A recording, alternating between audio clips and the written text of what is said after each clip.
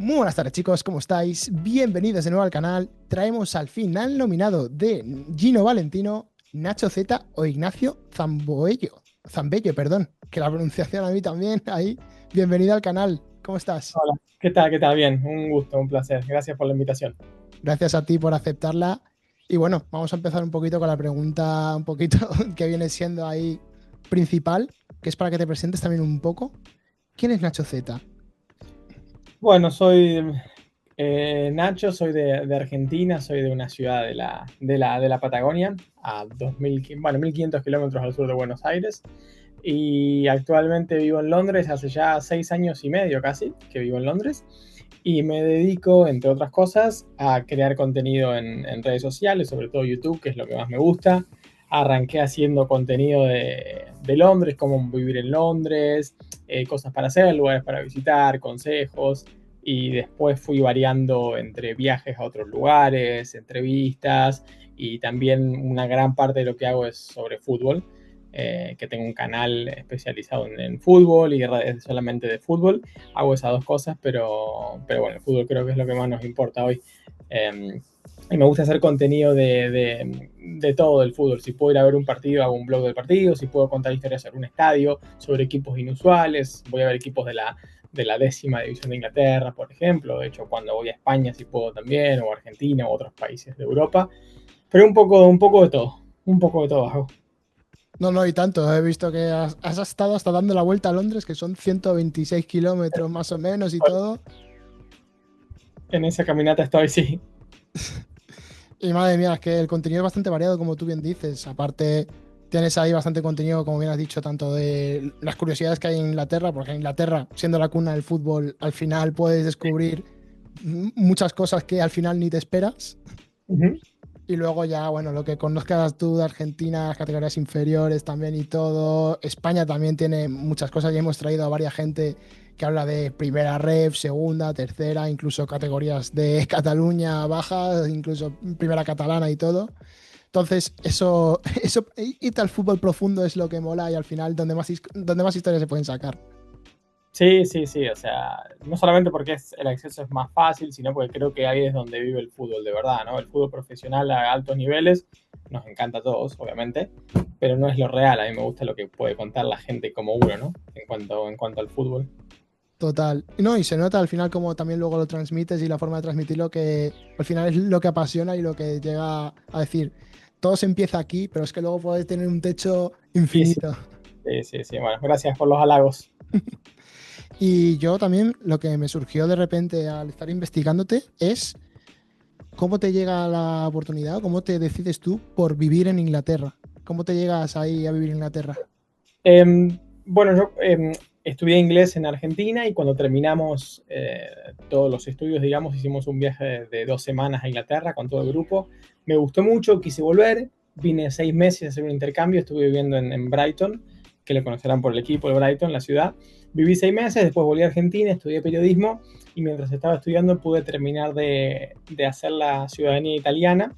Entonces el pasaporte italiano me permitía vivir en Inglaterra, ¿no? Me permitía vivir y trabajar en Inglaterra sin problema. Entonces, una vez que saqué la ciudadanía, vine para acá porque mucho Inglaterra, Londres, era uno de los más, ¿no? En Europa me tenía solamente o España o Inglaterra o Irlanda, pero Inglaterra era el que más me gustaba. Y nada, vine sin un plan claro, sin saber cuánto tiempo iba a estar, sin saber qué iba a hacer. Y acá estoy todavía, 6 años y medio después. No, no, y todavía queda para largo. Sí, sí, sí, sí.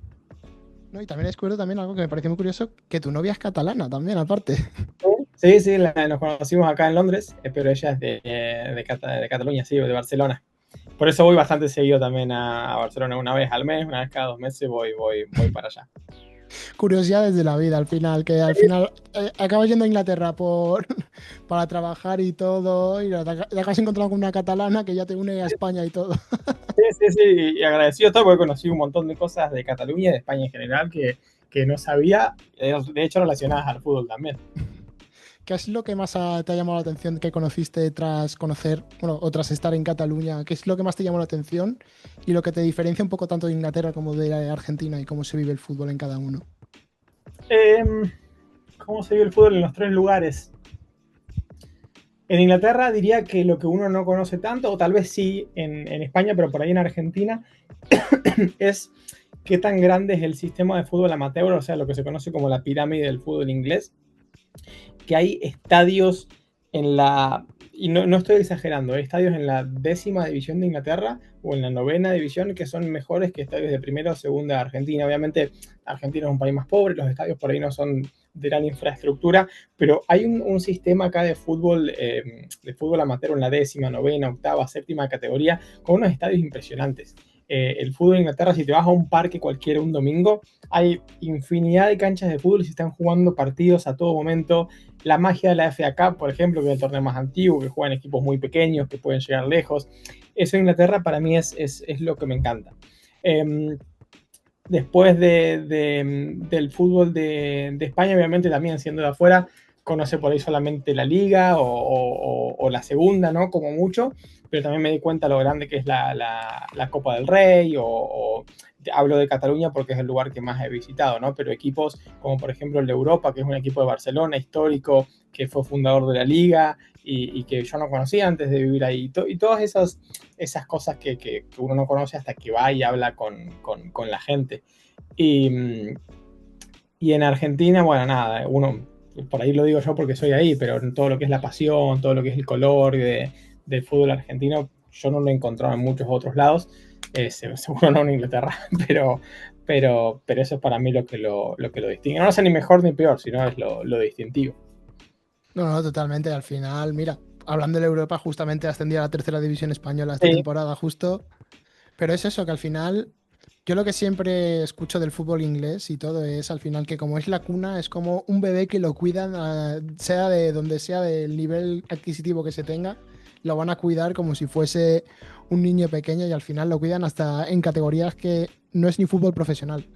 no, sí, es increíble, es increíble. Como te digo, hay estadios, si pones a ver la cuarta división, la quinta, hay estadios impresionantes, impresionantes. Y muchos de mis videos que yo hago son de equipos de 9ª, 10ª división, que son equipos históricos que han jugado finales de FA Cup, o hace poquito fui a ver un equipo que, que en su momento era el mejor equipo del mundo, el Corinthians Casual, que es un equipo de la 10ª división hoy en día, que fue el equipo que inspiró al Real Madrid para usar blanco, por ejemplo.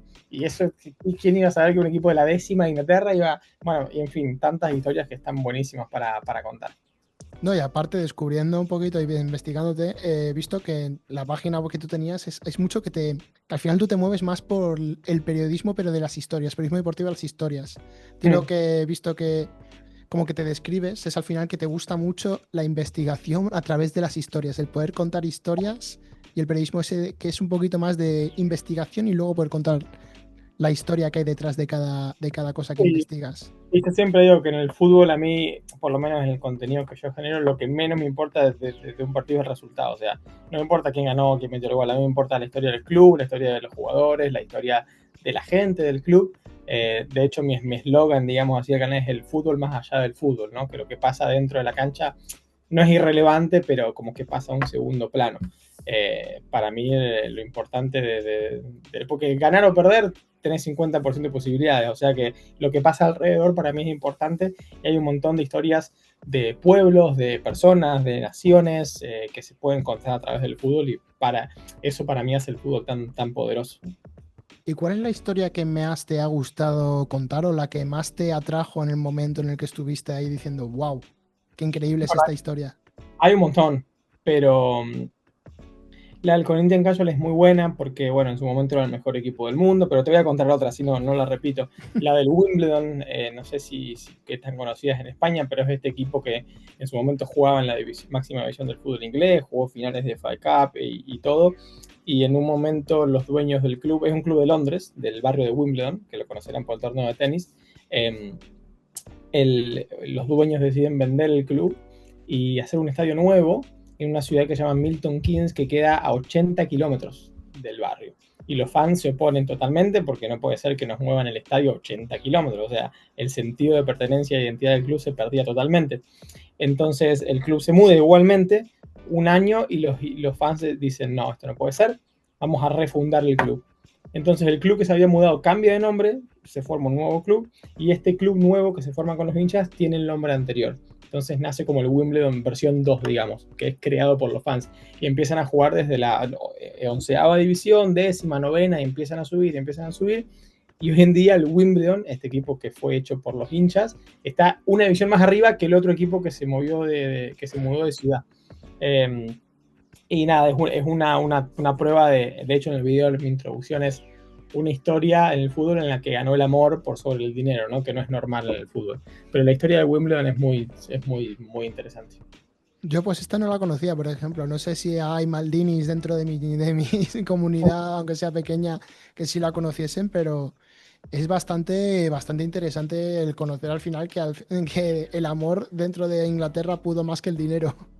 Sí, y pasa más de lo que se cree también, pero ese es el ejemplo tal vez más resonante que hay. Sí, o pasa más de lo que se cree o pasa más de lo que se cuenta. También. Que creo que es un tema clave que últimamente el periodismo deportivo, por lo menos mediático y de los medios convencionales, si no es hablar de a lo mejor Arsenal, Chelsea, equipos grandes de Inglaterra o Real Madrid, Barça en España, poca cosa más se mueve y Bueno, eso acá pasa al contrario, por ejemplo, cuando en la FA Cup, cuando juegan equipos de divisiones inferiores y eso, se habla mucho de los clubes y se comenta y se dan a conocer. Por eso las primeras rondas de FA Cup que van a empezar a principios de agosto, no sé cuándo va a salir esto, pero principios de agosto y septiembre juegan los equipos menores y se habla mucho sobre ellos en los medios. Eso está bueno. claro, porque al final hay revelaciones ya desde el principio. Sí, O sea, es que puede llegar un equipo de décima a enfrentarse contra un Liverpool de la vida. eso es lo bueno. Bueno, y también aprovechando que hemos hablado del Liverpool, hace poco tuvimos la desgracia de Diogo Jota y su hermano, y Sí. se vio bastante arropado todo el mundo del fútbol ahí en Inglaterra, sobre todo por la zona de Merseyside y ambos equipos. ¿Cómo sentó la noticia dentro de Inglaterra? ¿Cómo se movió el mundo del fútbol? O por lo menos cómo fue tu experiencia dentro de cómo se vive el mundo del fútbol, la noticia tan triste de Diego Llota. ¿Me das un segundo que me están golpeando en la puerta? Sí, sí, tranquilo. Es literalmente 10 segundos, ¿eh? Ahí Tranqui, vuelvo. tranqui. Sí, no, obviamente fue noticia en todos lados, no solamente en Inglaterra. Y aparte el Liverpool tiene una historia grande triste, de tragedias, ¿no? La tragedia de Highbury, la tragedia ha tenido tragedias, ha tenido pérdidas muy grandes, entonces, de hecho, cuando uno va al estadio hay muchos murales de aficionados y eso que han perdido en la vida en esas tragedias y se ha juntado mucho el Liverpool. Hay muchas imágenes también ahora últimamente de los jugadores con los fans. De hecho, una imagen creo que es Alisson, que está consolando a un fan. Bueno, muy lindo, ¿no? A pesar de lo triste. Pero creo que, que como en todos lados, ¿no? Cuando pasan cosas feas, sea el club que sea, todo el mundo se une y todo el mundo muestra sus condolencias y su apoyo, pero más allá de la rivalidad. No, sí, yo es que bajo mi prisma, a lo mejor en España, incluso habiendo una desgracia así, yo por los últimos momentos que hemos estado viviendo últimamente dentro del mundo del fútbol, por lo menos aquí en España, yo me da la triste sensación de que a lo mejor no llegaría tanto como podía ser en Inglaterra de ver a lo mejor a un aficionado del Madrid, del Barça, o a lo mejor por no poner tanto ahí, un aficionado del Atleti del Madrid, a lo mejor no verse tan unidos a lo mejor como pudo verse a ambos clubes como Everton y Liverpool, aunque fuesen rivalidades máximas. Y aparte por lo que he escuchado de otra gente que ha vivido el fútbol en Inglaterra, sí se pueden estar tomando una cerveza y vacilándose entre ellos. Y yo creo que aquí en el fútbol español difícilmente se podrían ver esas imágenes. Sí, bueno, no opino porque no conozco el fútbol español a fondo, pero, pero bueno, yendo a otros casos, en Argentina, por ejemplo, no tenemos afición visitante en ninguno de los partidos, que eso es algo que tiene que cambiar. Bueno, de hecho en España tuvieron la final de la Copa Libertadores en el 2008, porque en Argentina, entre comillas, no se podía jugar, lo cual creo que es falso, pero sí, esas son las cosas malas del fútbol. Y en Inglaterra, como decís, el hecho de que se puedan compartir las calles, las tribunas, los pubs, al momento de tomar algo, no quiere decir que no haya cosas malas, ¿eh? No, no, Sí que, obviamente. pero sí es verdad lo que resaltas vos, está bueno, eso creo que es para rescatar. No, no, es que además las movilidades que tienen los buses y todo, cómo se mueven los aficionados desde la quinta punta de Inglaterra para ver a su equipo, que se pueden pedir un día libre simplemente para ver el fútbol y todo. Eso hay veces que creo que aquí en España se está perdiendo mucho.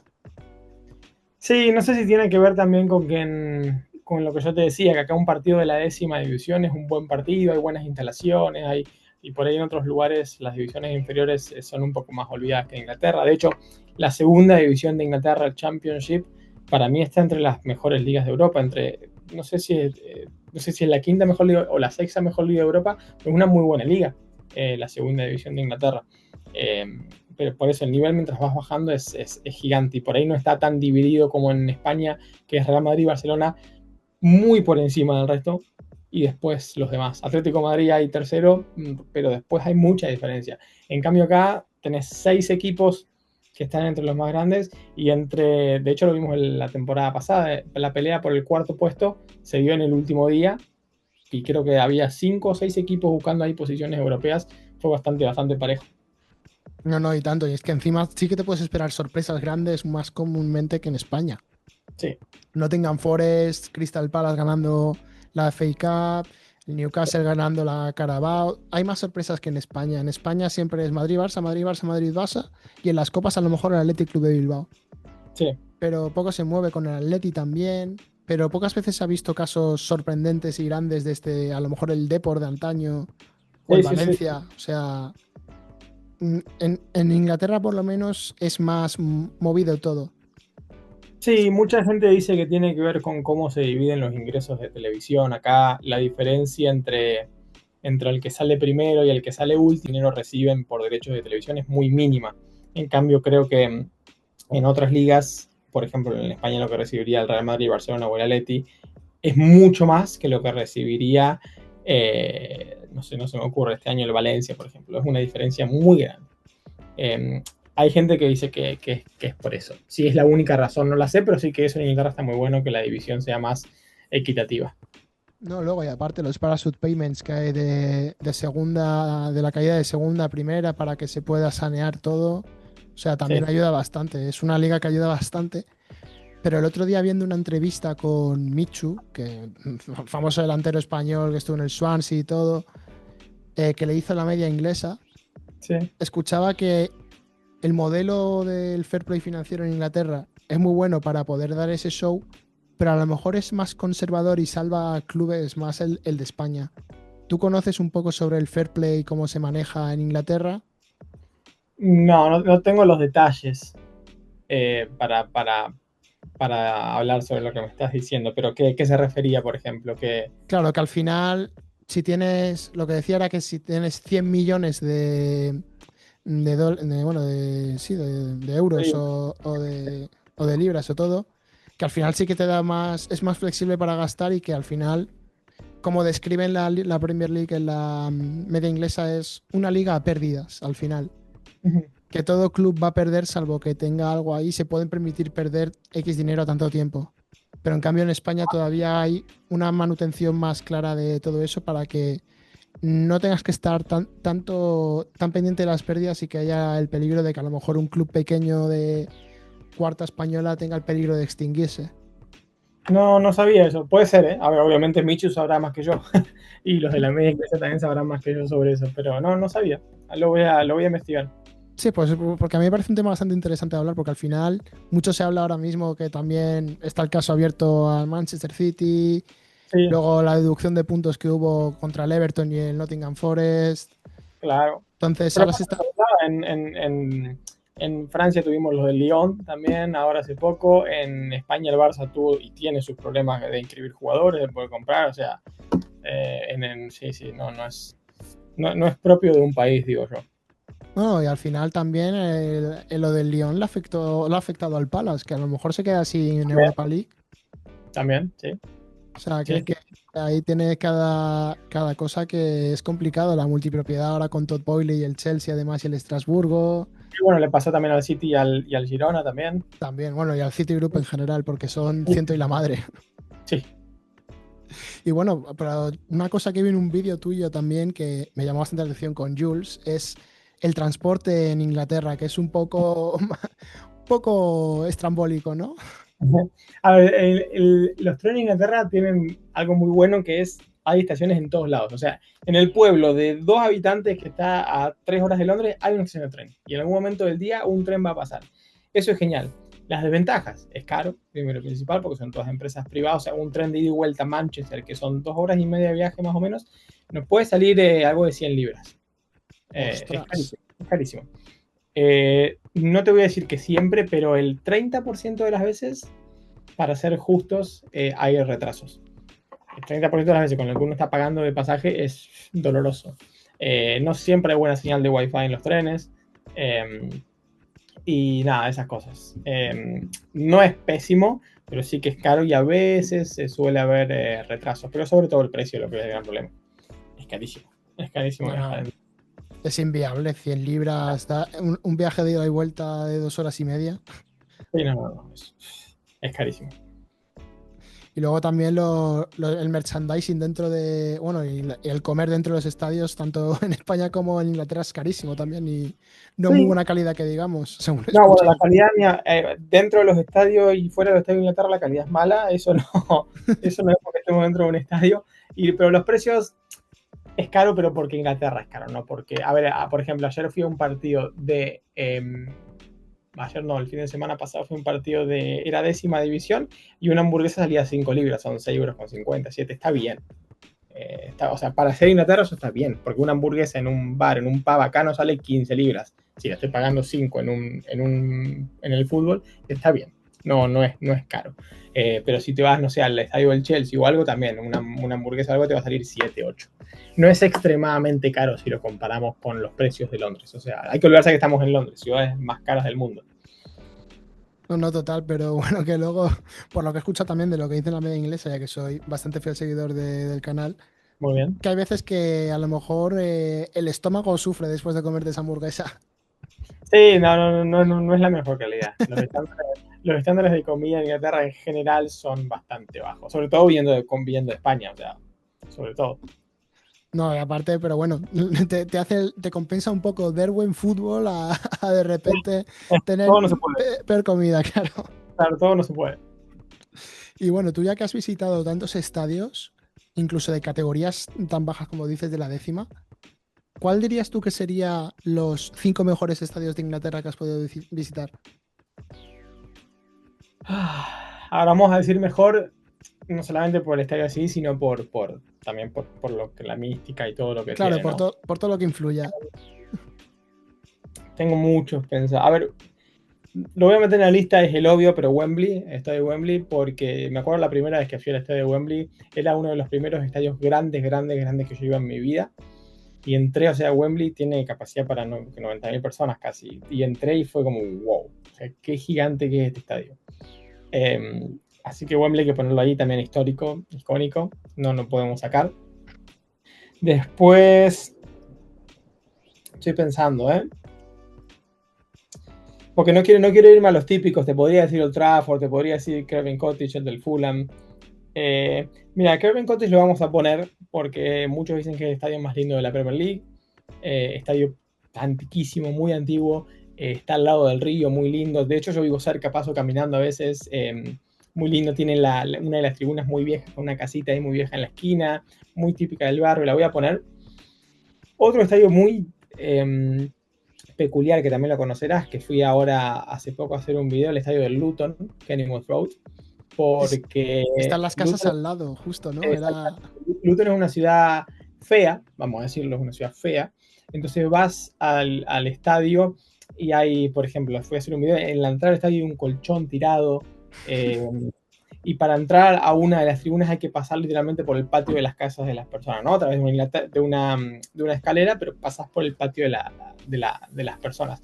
Y eso es particular. Es el estadio más pequeño de la historia de la Premier. O sea, ese va. Y después estoy pensando alguno más de categorías inferiores. El del Leyton es muy típico porque el de Leyton Orient, porque en una de las esquinas tiene unos departamentos. Entonces una de las torres son apartamentos y que uno puede comprar, puede vivir ahí y bueno, tiene en su balcón tiene un partido de fútbol. Y después te voy a decir, mira, te voy a decir uno que tengo pendiente, que se llama... em, ay, se me fue ahora. Para que lo tengo anotado porque justo estaba haciendo la investigación para ir a verlo. Old Spotted Dog. Se llama, que la media inglesa hizo un video ahí, de hecho, así que no sé si lo habrás visto. Old Spotted Dog es el estadio más antiguo de todo Londres. Cuando digo estadio son 2 tribunas, ¿eh? Y una cancha de fútbol. Es un equipo que juega creo que en la 10ª también de Inglaterra, pero ese te lo voy a decir porque lo tengo pendiente para ir a visitar y es el más antiguo de todo Londres. Así que es un estadio histórico, ¿no? Totalmente. No, es que encima ahora que se me había olvidado, el hecho de que también tienen como un día de fin de semana que se juega fútbol también. Era Saturday o Sunday, no me acuerdo ahora. Los sábados a las 3 de la tarde se juegan todos los partidos de divisiones inferiores, porque los sábados a las 3 de la tarde está prohibido pasar partidos en televisión. Entonces, como no Ostras. se pasa ningún partido en televisión, es para alentar a la gente que vaya a ver categorías inferiores locales. Si vos ves sábado a las 3 de la tarde, son todos los partidos. Todos, todos, todos, todos, todos. Después, obviamente, vivimos en el mundo de streaming ilegal, así que la gente ve los partidos igual. Pero esa es la regla. Bueno, cada cosa tiene. ¿Quién hizo la regla? ¿Cómo era? ¿Quién hizo la norma? No, la excepción hizo la regla. No, no voy a liar el lío. Y bueno, nosotros decimos echa la ley, echa la trampa. Es básicamente. Total. Eso. Echa la ley, echa la trampa. Al final, todo el Sí. mundo va a intentar hacer un poquillo de trampillas cuando se puede. Y bueno, creo que he avanzado bastante rápido en la entrevista y sin preguntarte lo más principal, que es, ¿por qué te decidiste a hacer este contenido que es tedioso, cuanto menos, al final, la investigación y todo, luego la edición? ¿Por qué te decidiste hacer este contenido tanto para TikTok como para YouTube, pero un poquito más a fondo en YouTube? Primero porque es el contenido que a mí me gusta ver. O sea, a mí me gusta ver videos de YouTube de 20 minutos, media hora, 40 minutos en el televisor. O sea, soy de la vieja escuela. No me gusta ver videos en el teléfono, no me gusta verlos en la computadora tampoco, me gusta verlos en el televisor. Videos largos de 40 minutos, relajados, y eso es lo que me gusta filmar. No siempre se puede, obviamente, por cuestiones de tiempo o lo que sea, pero es lo que me gusta hacer. Y aparte creo que en unos 15, 20 minutos se puede desarrollar una historia con mucho más profundidad, con mucho más, le das más protagonismo a la gente, a las personas. A mí me gusta que en un video haya silencios, porque los silencios significan cosas, significan que estás pensando, que estás prestando atención. Yo cuando edito un video corto de TikTok o de Instagram, es cortar, cortar, cortar, que no haya silencio, todo rápido, y eso para mí en un momento ya está bien, lo entiendo, lo hago porque tengo que ser realista en el mundo en el que vivo, entonces tengo que darme a conocer a través de esas redes, pero me gusta el otro contenido que es más relajado, más profundo, y por eso lo hago básicamente, porque creo que es el contenido donde se pueden contar las historias que quiero contar y es el contenido que a mí me gusta ver. Entonces como que hago lo que a mí me gustaría ver también. Me uno a esa teoría de hacer el contenido que quieres hacer Es y al difícil, final es difícil, es difícil. es Pero bueno, difícil, pero mira, yo al como final no es tengo... mi trabajo, sí, como no es mi trabajo principal, digamos, no es mi ingreso principal, me puedo tomar la libertad de más o menos hacerlo realmente como yo quiero. Total, yo tampoco es que sea mi trabajo principal, ni siquiera es un trabajo ahora mismo. Al final, yo esto Claro. lo hago por gusto, pero también cuando haces un contenido que te gustaría hacer, sabes las dificultades que te puede conllevar al final. Pero bueno, vamos a ir finalizando la entrevista con los dos últimos detalles que quiero dar, que es el top 5 jugadores fetiche. Y luego ya que nos puedas nominar ahí alguna persona para que se pueda pasar por estas entrevistas. Uy, son dos preguntas muy difíciles, no sé cuál es más difícil que la otra. A ver, eh, jugadores fetiche, tienen que ser jugadores que conozcan, no te voy a decir jugadores en la Liga Argentina porque te voy a decir uno más, que fue mi Venga, jugador favorito, que de hecho jugó en España, no sé si lo vas a recordar, Craneviter, sí, sí, sí, sí. centrocampista, jugó en el Sevilla, si no me confundo. ¿En el Sevilla jugó? Creo que en el Sevilla seguro, y no sé si jugó en algún otro, pero creo que en el Sevilla. Lo voy a Eh, revisar yo también, porque sé quién es, pero no me acuerdo si jugó en Sevilla o en dónde. el Díaz Canitera jugó en Rusia también, jugó en el Atlético de Madrid y en el Sevilla. Ujú. Nada, ahora está en River también, pero ahora no está en su mejor época. En su mejor época fue por allá el 2014, 2015, cuando nosotros estábamos mejor. Nada, me encantó. Es mi jugador favorito de siempre. Pero después que sean más conocidos, No hace y falta que sean conocidos, ¿eh? Si siempre quieres que estuve sean underground. No, siempre tuve mucho afecto por Higuaín, Gonzalo Higuaín, que siempre fue muy criticado en Argentina, sobre todo, no sé en España, pero en Argentina sobre todo. En el Eh, Madrid lo hizo muy bien, aquí no nos pudimos quejar. Y encima sí, no, se para vendía por mí, una nada. sí, en la Juve también, o sea, Higuaín a mí siempre me gustó. Y aparte siempre lo apoyé porque la gente lo criticaba, nada, la gente se pasaba con las cosas que le decía, y para mí no son cosas para decirle a un futbolista ni a nadie, pero bueno, siempre me gustó mucho. Otro que a mí siempre me gustó mucho, que no lo vas a conocer, es Juan Pablo Carrillo, que es un arquero, bueno, portero, como dicen ustedes, que en Europa jugó en el Inter solamente, pero era suplente. Nada, un arquero que me encanta. Si alguien está aburrido algún día, busque compilación de atajadas o, ¿cómo dicen ustedes? Paradas Sí, de, de Carrizo y nada, ese es un jugador mío que me gusta mucho. Déjame pensar otros de Europa, a ver. Eh, este no es tan polémico, pero Pastore, Javier Pastore, que jugó en el. Todos argentinos, me estoy dando cuenta, es muy mal. Javier Pastore, que jugó en el PSG, en el Palermo. en el En el, Elche. ¿Jugó en el Elche, Pastore? Sí, No un sabía. año. Pero un centrocampista muy talentoso. Pero muy talentoso. Pero bueno, no sé, nunca ha podido dar el salto porque no sé si le faltaba actitud, si se lesionó algunas veces también, creo, pero bueno, cuando hacía las cosas tenía una calidad impresionante. ¿Y algún otro? Ay, ¿cómo se llamaba este jugador? Para. Sí, sí, obviamente. Pablo Hernández. Uy, sí, que jugó en el Valencia, Leeds. Sí, en el Leeds, pero bueno, yo recuerdo cuando estaba en el Swansea 2012, 2013, el Swansea me encantaba. El Swansea era mi equipo en la Premier en ese momento. Eh, pero me encantaba. Y en el Leeds también, últimamente, de hecho, tuve la suerte de ir a ver un partido del Leeds porque me invitaron a último momento, conocí a Bielsa, a los jugadores, bueno, fue una locura. Pero sí, Pablo, cierro con Pablo Hernández. Perfecto. Y nada, ya ahora mismo nos queda la nominación y podríamos ir terminando por aquí la entrevista. Esta es muy difícil también. Eh, Puede te voy ser a uno, puede ser varios, ¿eh? O sea, para darte más información, si quieres ahí, yo no me corto en nada.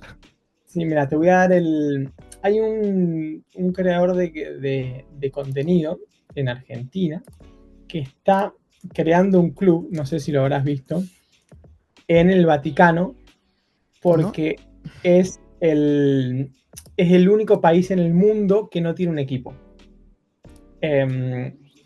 El chico se llama El Scarso, Valentín Scarsini. Después te lo paso, te lo escribo. Eh, Perfecto. Es un creador por ahí un poco grande, no sé qué tan fácil será contactarlo, pero la historia está buena.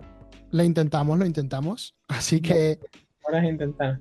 Pero sí, está creando un club en el Vaticano, que es el único país del mundo sin equipo de fútbol. qué fuerte, esto yo no lo conocía y es una historia curiosa. A ver si con el clip que vamos a hacer de esta nominación y con lo poco que puedo hacer yo lo conseguimos.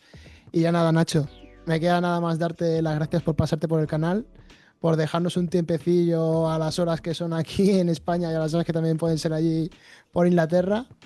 Y nada, de verdad, agradecerte mucho el tiempo que nos has ofrecido y poco más. No hay problema. Gracias a vos, la pasé muy bien, la verdad, se pasó rápido. Así que nada, agradecerte y saludos a la gente que lo vio. Pues nada, vamos a seguir agradeciéndole también a la gente que lo vio, como bien has dicho. Muchas gracias por ver esta entrevista y ya nos vemos en la próxima. A ver si puede ser con el nominado de Nacho. Chao, chao.